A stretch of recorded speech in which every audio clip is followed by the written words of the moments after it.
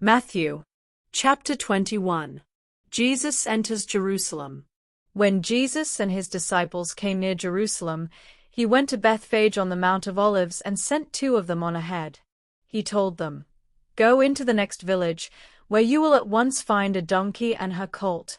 Untie the 2 donkeys and bring them to me. If anyone asks why you are doing this, just say, 'The Lord needs them.' He will at once let you have the donkeys." So God's promise came true, just as the prophet had said. Announce to the people of Jerusalem, "Your king is coming to you. He is humble and rides on a donkey. He comes on the colt of a donkey." The disciples left and did what Jesus had told them to do. They brought the donkey and its colt and laid some clothes on their backs. Then Jesus got on. Many people spread clothes in the road, while others put down branches which they had cut from trees. Some people walked ahead of Jesus and others followed behind. They were all shouting, "Hooray for the Son of David! God bless the one who comes in the name of the Lord! Hooray for God in heaven above!" When Jesus came to Jerusalem, everyone in the city was excited and asked, "Who can this be?" The crowds answered, "This is Jesus, the prophet from Nazareth in Galilee." Jesus in the temple. Jesus went into the temple and chased out everyone who was selling or buying. He turned over the tables of the money changers and the benches of the ones who were selling doves.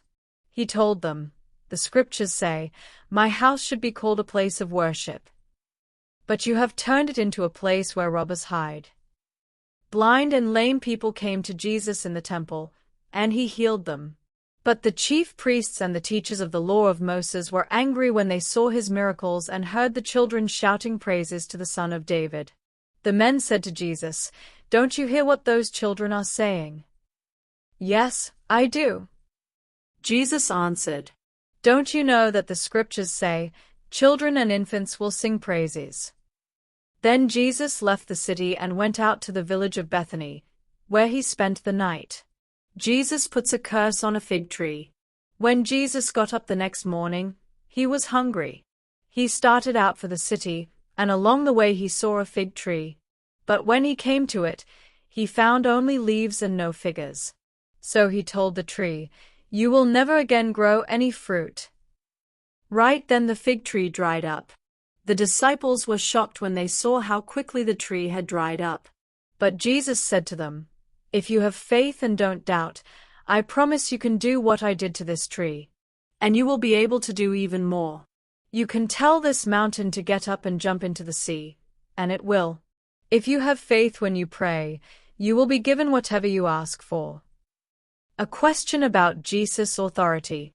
Jesus had gone into the temple and was teaching when the chief priests and the leaders of the people came up to him. They asked, "What right do you have to do these things?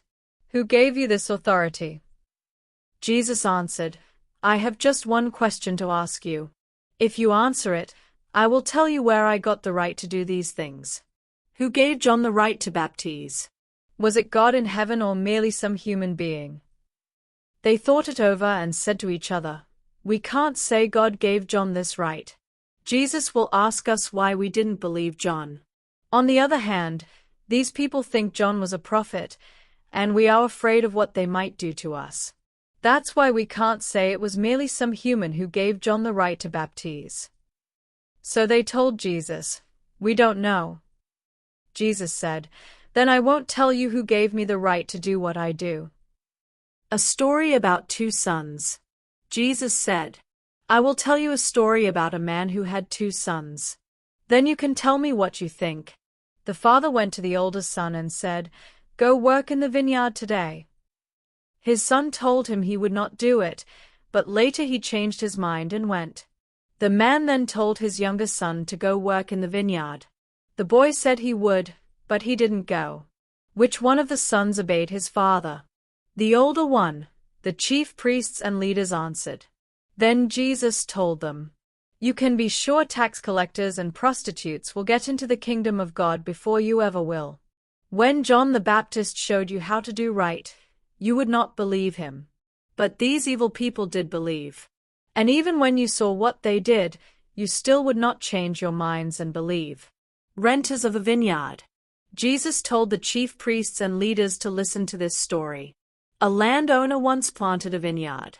He built a wall around it and dug a pit to crush the grapes in. He also built a lookout tower. Then he rented out his vineyard and left the country. When it was harvest time, the owner sent some servants to get his share of the grapes. But the renters grabbed those servants. They beat up one, killed one, and stoned one of them to death. He then sent more servants than he did the first time. But the renters treated them in the same way.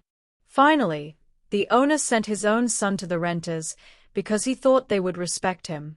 But when they saw the man's son, they said, "Someday he will own the vineyard. Let's kill him. Then we can have it all for ourselves." So they grabbed him, threw him out of the vineyard, and killed him. Jesus asked, "When the owner of that vineyard comes, what do you suppose he will do to those renters?" The chief priests and leaders answered, "He will kill them in some horrible way. Then he will rent out his vineyard to people who will give him his share of grapes at harvest time." Jesus replied, "You surely know that the scriptures say, 'The stone the builders tossed aside is now the most important stone of all.' This is something the Lord has done, and it is amazing to us. I tell you, God's kingdom will be taken from you and given to people who will do what he demands.